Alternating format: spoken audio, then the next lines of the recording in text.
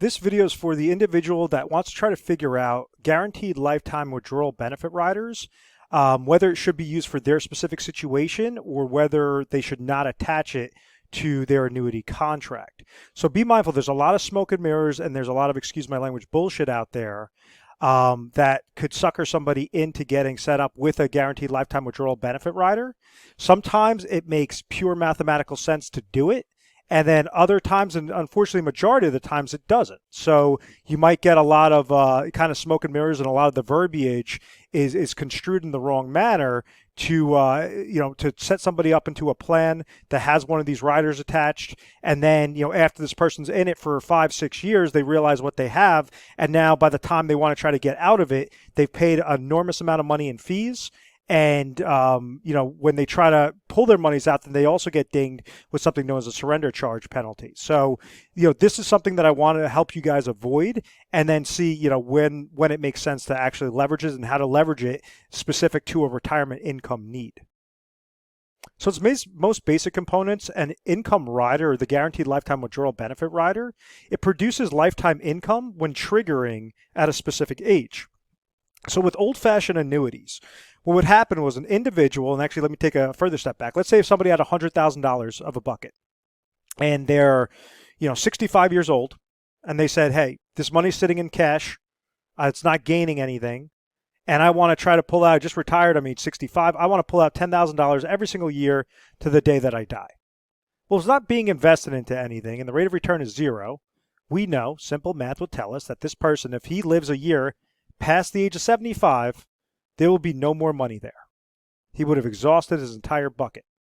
So this is why individuals would go to an insurance company and they say, hey, I want to make sure that I'm not living too long. I do not outlive my large lump sum, bucket of money here.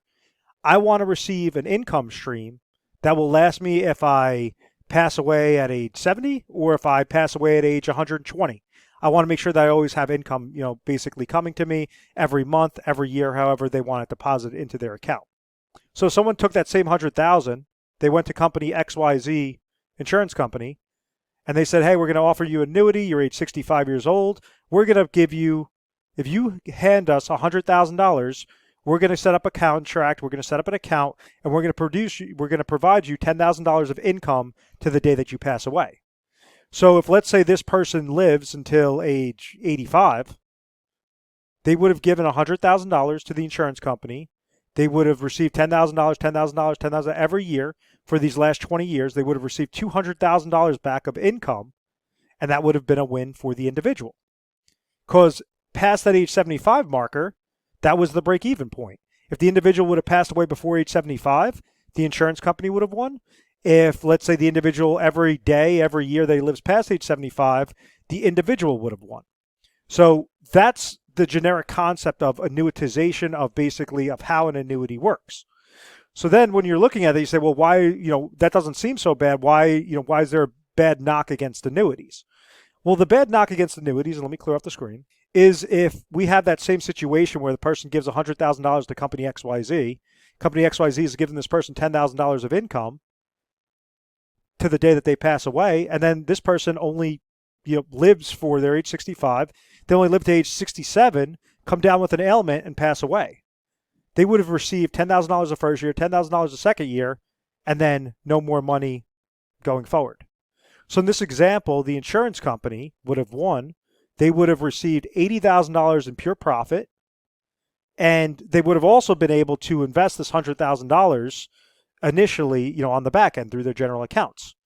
So this is why individuals don't like the concept of annuitization, because it makes them lose control. Just like with a pension plan, if someone's receiving a single life pension income and same sort of situation, they're receiving $10,000 per year of pension income and they pass away only after 2 years, but yet they work for a company for 30 years, that's a bad situation. That's a sticky situation that somebody doesn't like that concept. Obviously, everybody wish they knew the date that they would die because it'd be very easy to set up retirement income planning, but unfortunately, we don't have that luxury.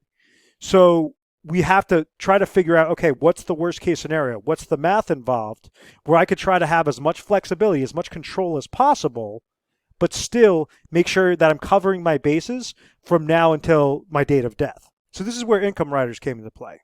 So the income riders, you could leverage this through fixed annuities, through variable annuities, and you could use it on fixed index annuities. What we've seen is that mathematically the best route to leverage these sorts of riders is through fixed index annuities. And reason being is because you still have access to your account value. There's no downward market losses that will hinder your account value, and you have an additional mechanism, that income mechanism, that will produce you lifetime income. So that sounds confusing. Let me kind of try to simplify it the best way possible. Let's say if we have the situation where the person has $100,000, they put it with company XYZ, and this person gets set up with a hybrid annuity that's paying them, this person's age 65, and they get set up with a hybrid annuity that's going to give them $10,000 every year to the day that they pass away, in this hypothetical example. We understand the person, let's say they live to age 85. Well, they keep living and living and living and living and living, and let's say there was no growth into their account, and they just keep pulling out monies of $10,000, $10,000, $10,000. Eventually, their account balance is going to be $0. So even if that account balance hits $0, the individual is still going to be receiving that lifetime income stream of $10,000. That's where the mechanism of the income rider came into play, and that's what kept this policy afloat. That's what allowed this individual to keep collecting that $10,000 of income. Sounds pretty, simplistic. Well, now let's say that the same, situation occurs. $100,000, person's age 65. They get an offer from an insurance company. It's going to give them with a hybrid annuity with the income rider. It's going to pay them $10,000 per year. And all of a sudden, they pass away after 2 years, just like that scenario before. They would have been paid $10,000. Let's just say that there was no growth on the account balance. So $10,000 would have went down to $90,000, which went down to $80,000, and all of a sudden this person passes away. The $80,000 will now get left over to beneficiaries. So that alone allows the individual to have control off of their monies. If they pass away too soon, it's not as if the monies that they gave to the insurance company, this is now sitting in an account, but it has the income rider mechanism that's attached to it. So that's the beauty of it. So it prevents that annuitization, or where some advisors say the word annuicide, where you lose all control of your monies. This allows you to keep control of your monies. Also, the income rider is just income of whatever you want to actually take it. So let's say if you're never triggering the income rider, if you're never pulling out monies, your account balance can still be growing when the stock market indexes that are linked to it increase, or gain 0% whenever the indexes go down. So this could still give you safe accumulation on your actual physical money to keep, kicking that can down the road until you are ready to trigger lifetime income. Even after you trigger lifetime income, you could still have certain get out options where you could take the account balance and walk away. You're not just handcuffed to the insurance company for the rest of your life. With that being said, that sounds like a great thing. It sounds like you have a lot of good flexibility. The only reason why you'd ever get set up in a hybrid annuity or with an income rider type of annuity is if you're going to stay with that company for the rest of your life. Other than that, if you're trying to use it as a growth play and you added an income rider to it, you set it up wrong or your advisor set it up wrong. There's no reason to be set up into an income product if you're not going to use it for income.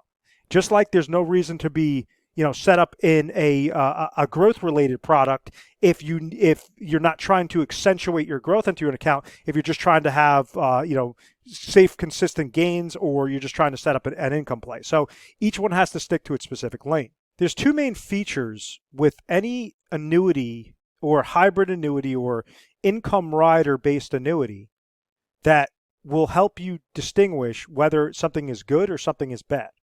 And it comes down to the roll-up rate and the withdrawal rate. So what I mean by that is you might hear these different marketing terms where an insurance company would say, hey, we're going to give you a 10% guaranteed roll-up on all your monies. Don't worry, you're going to put your money in here. You're going to give you a fixed 10% guaranteed roll-up. Everything seems great, grand, wonderful. You'll be able to get some lifetime income from it. Everything's fantastic. Not so fast. The companies that push that, and any advisor that tells you that's a true guarantee, is full of shit. So once again, excuse my language, I don't mean to be cursing a lot on this video, but it just infuriates the hell out of me, because typically what I do is I get the phone call from the individual that has been in one of these contracts for over 5 years. They got screwed over in the amount of fees that they were paying for this income rider, And then they don't even have anything to show for it because their account value was set up in such low cap limits. They had such large fees on the income rider that the only thing that was happening was they had a phantom account, a roll-up rate of 10%, which wasn't on their true value, wasn't on their true money. It was a roll-up rate that was eventually going to be used as a lifetime income calculation. So I'm going to break this down into what I like to call the smoke and mirrors, the phantom account value, and the example, when is 5% better than 7? So to take a really quick step back, be mindful that this is just an additional rider that could be attached onto one of those accounts. The fixed annuity, the variable annuity, the fixed index annuity. How that account works, this is where your physical money is going into. So if you had a fixed account, let's say you threw $100,000 with a fixed annuity and it didn't have an income rider to it, you would get a fixed interest every year for however long you got set up into that account. So if you had a 2%, fixed annuity that was paying you for 5 years, you understand you get 2% interest every year, regardless of whatever happened to the stock market. 2%, 2%, 2% every year for those next 5 years, and that's exactly how your physical money would grow. If it was a variable annuity, this is going to be set up with different sub-accounts, so kind of think of them like mutual funds, where you're going to have very expensive fees associated with there. Typical variable annuity fees range anywhere between 3% to about 5% per year, and on top of it, you have downward market loss potential. So that's could be a huge detriment to an account. And then you have fixed index annuities. If we were looking at a fixed index annuity without the income rider, it's going to gain on your anniversary date. It's either going to be positive or it's going to be 0%. Positive based upon the indexes that were linked to this account. If those came back positive, you were going to receive a gain into your account. If it came back negative, you're going to receive 0% into your account. And that's how a naked fixed index annuity works. So be mindful of how fixed annuity, variable annuity, and fixed index annuities works on the actual account value, because that's what's happening to your physical money as everything's growing outside of the actual income rider. When we attach the income rider to it, think of that bucket, but now it has an additional circle over it. And then this is what the income rider is basically doing. This is what the guaranteed lifetime withdrawal benefit rider is doing. So now, once again, smoke and mirrors, phantom account value, example, when is 5% better than 7? And what I have up on the screen is the guaranteed lifetime withdrawal benefit formula. And this is what basically distinguishes a good contract from a bad contract. So what I have over here is, this is just a hypothetical example of $100,000 with company A that's giving this person a 7% roll-up guarantee versus company B that's giving this person a 5% roll-up guarantee. Now understand, the 5% guarantee or the 7% guarantee, that doesn't mean if somebody puts in $100,000 of their money that they're going to be receiving $105,000 the next year, $110,000 the next year, $115,000 the next. That's not their physical money. What this is it's telling us it's going to roll up their income base, their income base is going to roll up by whatever that guarantee is.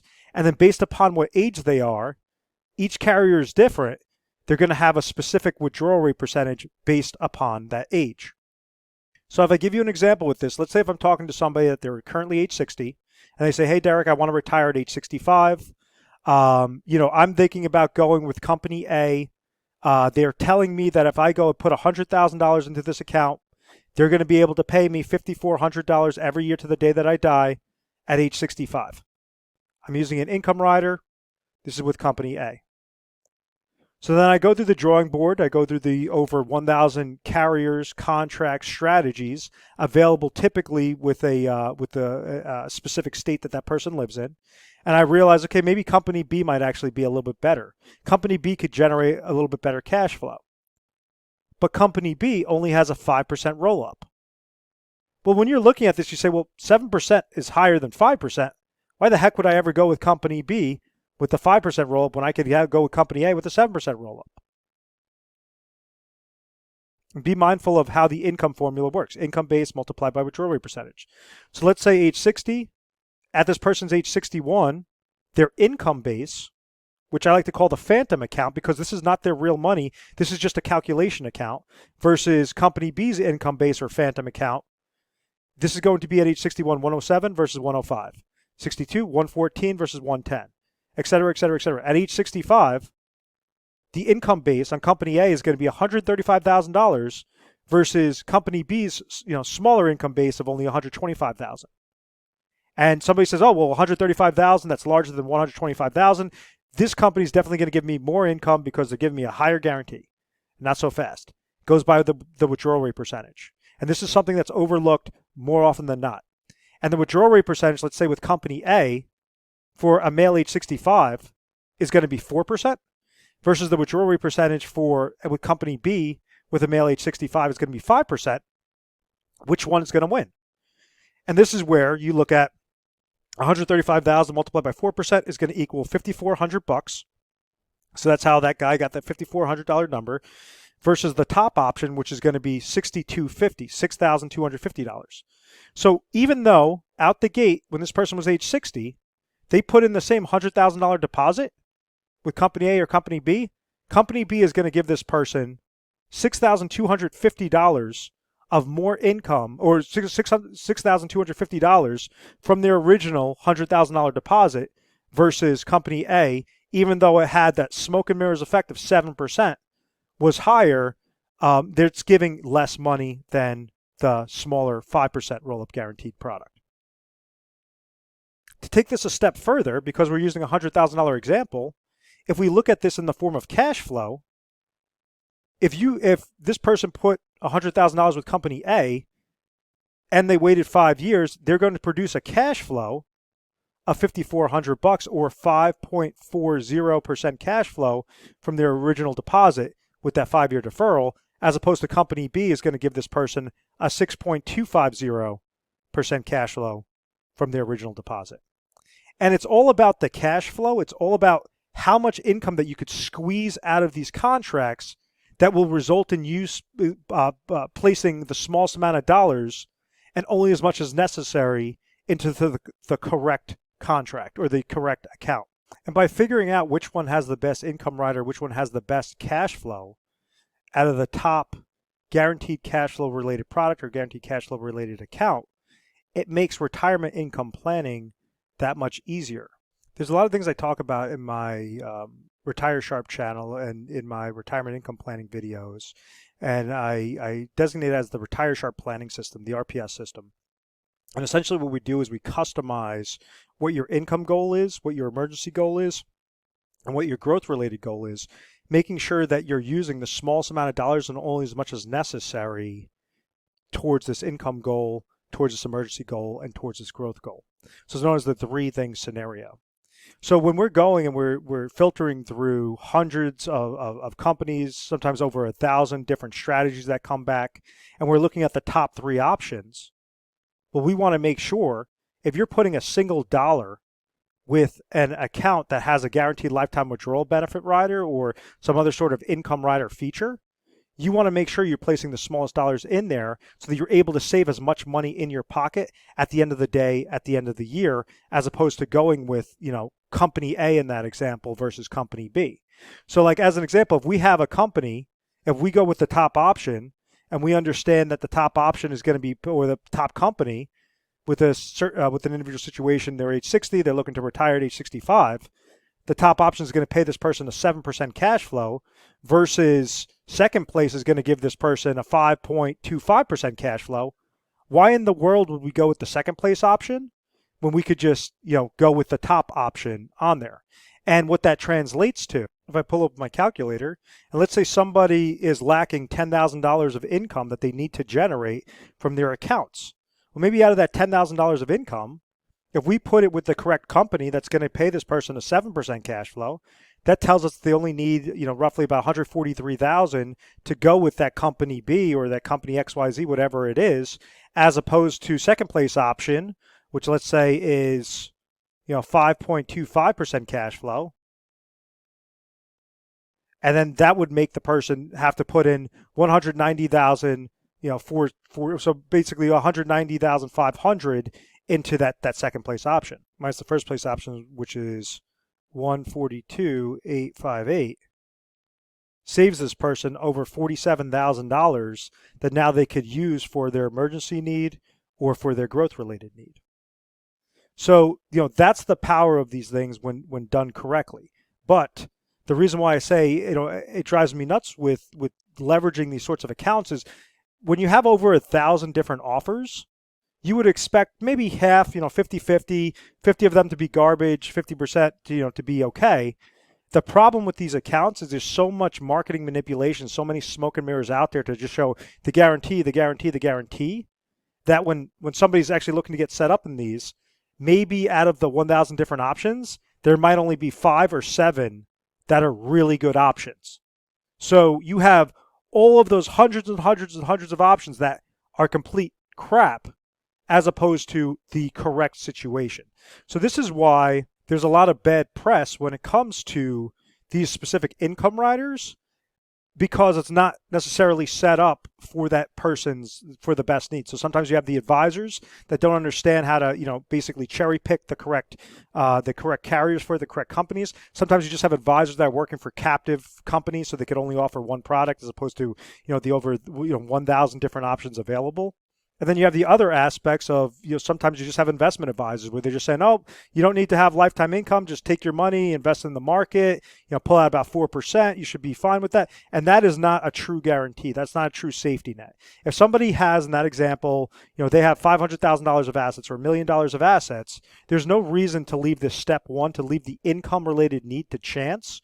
It always makes sense to leverage some sort of insurance that they're at least producing that type of pension income, that type of personal pension type income aspect as a nice safety net. If they have X amount of dollars of expenses and they only have X amount of dollars of cash flow of Social Security or pension income, and they have some sort of gap there, you want to make sure that you're sufficing the gap the proper way without losing control, without going into like an annuitization product where you just lost all control of your monies. You want to have certain get out options, or you want to make sure that you're at least placing the smallest dollars only as much as necessary into those plans. And that's what we show you guys with the Retire Sharp planning system. Basically, all we do is we look at customization. So we'll look at different analysis, different charts, find out what your risk tolerance is, find out, really gear it around the 3-thing scenario to see what makes the most mathematical sense for your situation. There's many times that somebody doesn't even need to get set up with these guaranteed lifetime withdrawal benefit riders or an annuity in general, and they're fine with just leaving their money in investments. So it really just depends upon that individual situation. Each situation is different, but be mindful that with retirement planning, you only have one chance to get things done correctly. So it's not something you don't have any chance of error, because the chance of error is saying, oh my gosh, when I'm if I burnt through all of my money and I'm now in my 70s, do I want to go back to work? Or in my 80s, do I want to go back to work? Or do I want to exhaust all of my assets and have nothing and basically be eating cat food, every day? So, I hope that all of that makes sense. There are a lot of really neat features with this, but it's just all about, exposing the bad parts of this with the good parts, and, how you can leverage it properly. In closing, I hope you found value in this video. If you do want to speak to a specialist, simply call our 1-800 number. It's 1-800-566-1002, and just, make sure to reference this video. You can also feel free to go to our website, and you're going to see a little link pop up on the screen that's going to say, try to book an appointment with a specialist. Schedule an appointment, and then so you could basically set up your consultation, that will suit your specific needs and your specific schedule. And then in the notes section, you'll just refer to this video, or refer to what your specific retirement situation is. So thank you very much. Make sure to subscribe, and we'll be sure to try to help you out best we can. Thank you so much.